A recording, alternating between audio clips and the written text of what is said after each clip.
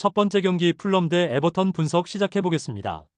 풀럼은 4-2-3-1 포메이션을 바탕으로 좌우 측면 전개와 미드필드 압박 조합이 잘 맞는 팀이며, 히메네스는 중앙에서의 피지컬과 제공권의 강점을 가지며 세세뇽과 이워비는 빠른 침투와 넓은 활동 반경으로 전개를 전담한다. 리드, 무니스, 넬슨의 부상 이탈이 있지만 홈에서는 전체적인 전개 템포와 수비 압박 전환이 매우 안정적으로 이뤄지고 있고, 특히 초반부터 라인을 끌어올린 채 측면 주도권을 가져가며 상대 진영에서 기회를 창출하는 흐름이 강하게 나타난다.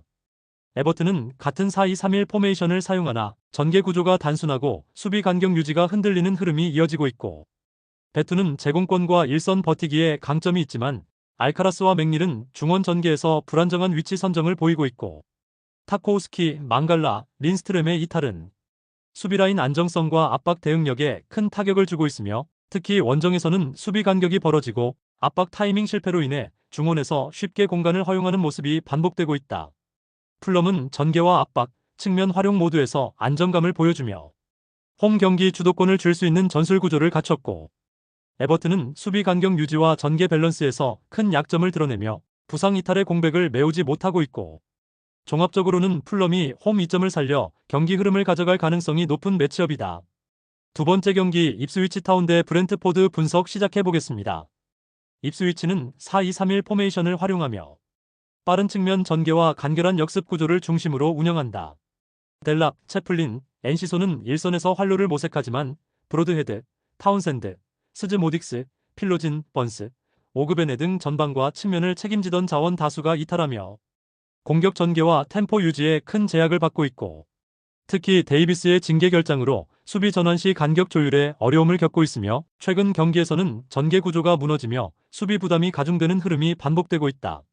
브렌트퍼드는 같은 4-2-3-1 포메이션을 사용하지만 수비 밸런스와 전방 압박 구조가 잘 정비된 팀이며, 위사와 샤데는 전방에서 빠른 침투와 넓은 움직임을 보여주며 담스고르는 중원에서 템포 조절과 공격 전개에 강점을 가진 자원이며, 다실바, 파비우, 야넬티의 부상 이탈이 있지만 대체 자원들의 전술 적응력이 높아 중앙 간격 유지와 수비 조율에서 안정적인 흐름을 유지하고 있고, 특히 최근 경기에서는 공간 활용과 압박 효율이 높아 상대 전개 차단에 강한 면모를 보이고 있다.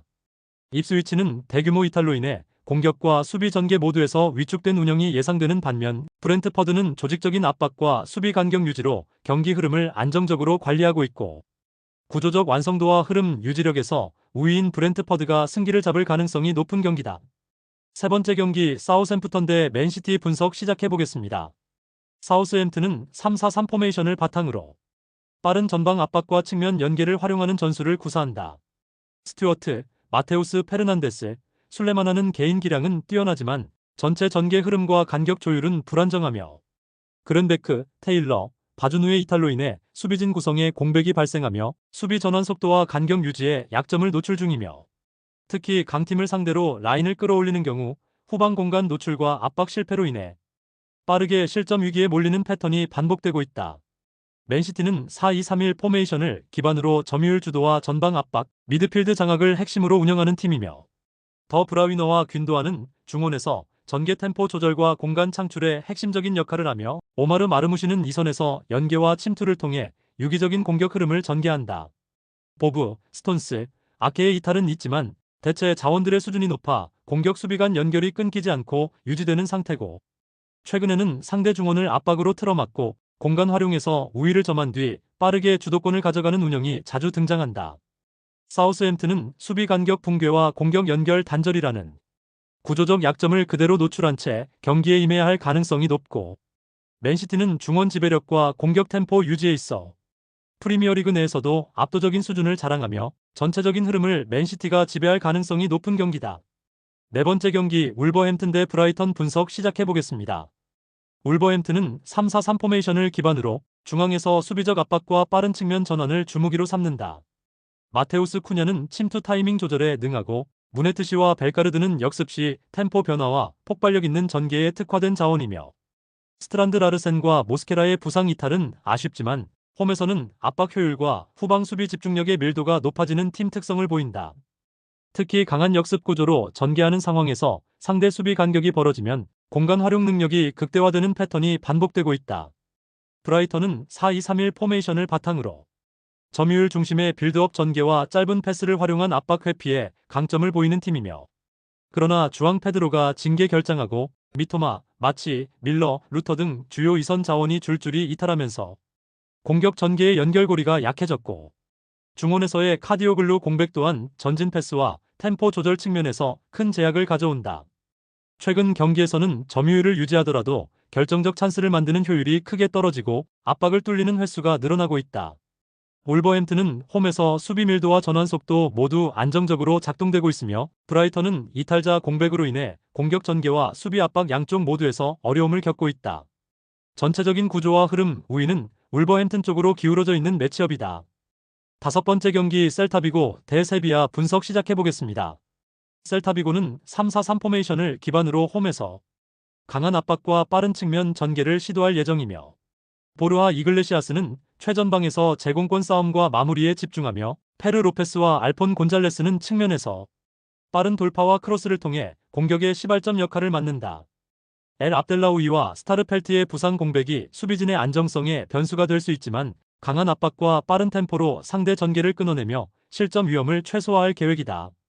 세비야는 4-2-3-1 포메이션을 통해 중원에서의 강한 압박과 전방 패스를 시도할 예정이며, 루케바키오는 최전방에서 제공권 장악과 마무리에 집중하며, 수소는 측면에서 빠른 전개와 크로스를 통해 득점 기회를 만들어낼 계획이며, 호세 앙헬 카르모나의 징계 결장이 수비진에 큰 부담을 줄 가능성이 있으며, 알바로 가르시아, 산비 로콩가, 바르가스, 애덤스, 탕기 니앙주의 부상 공백이 중원 전개를 더욱 단조롭게 만들고 있고, 세비야는 중원의 압박이 느려지면서 템포 조절이 어려워지고 있으며 측면에서의 전개가 끊기는 장면이 반복될 가능성이 크다. 셀타비고는 홈에서 강한 압박과 빠른 전방 전개를 통해 경기를 주도할 계획이며, 반면 세비야는 부상과 징계 결장으로 인한 전력 공백이 커지면서 중원의 압박과 수비 커버 타이밍이 느려지고 있고, 결국 경기 흐름은 셀타비고의 빠른 전개와 세비야의 템포 저하가 맞물리면서 홈팀이 흐름을 장악할 가능성이 크다. 여섯 번째 경기 발베이크 대 헤이렌베인 분석 시작해보겠습니다. 발베이크는 5-3-2 포메이션을 바탕으로 수비적인 전술 운영과 빠른 역습 전환을 주로 활용하는 팀이며, 크라머와 마가렛이 전방에서 버텨주며 수비라인에서 한 번에 넘겨주는 롱볼 전개를 시도하지만 연결 완성도가 떨어지는 편이며, 로케사는 중원에서 볼 배급을 담당하나 전체적으로 탈압박 능력이 부족하고 후방 빌드업의 안정감도 낮고, 현재 반더 베네, 타키딘, 자와다, 보겔스, 와우터스, 반 오스크 등 부상자 대거 발생으로 인해 수비 중원 연결이 심각하게 약화된 상황이다. 헤렌베는 4-2-3-1 포메이션을 바탕으로 빠른 템포 전환과 하프 스페이스 활용에 강점을 보인다. 니콜라에스쿠가 최전방에서 침투와 마무리를 담당하고 있으며, 스만스와 세바우이가 이선에서 유기적인 움직임으로 공간을 창출한다.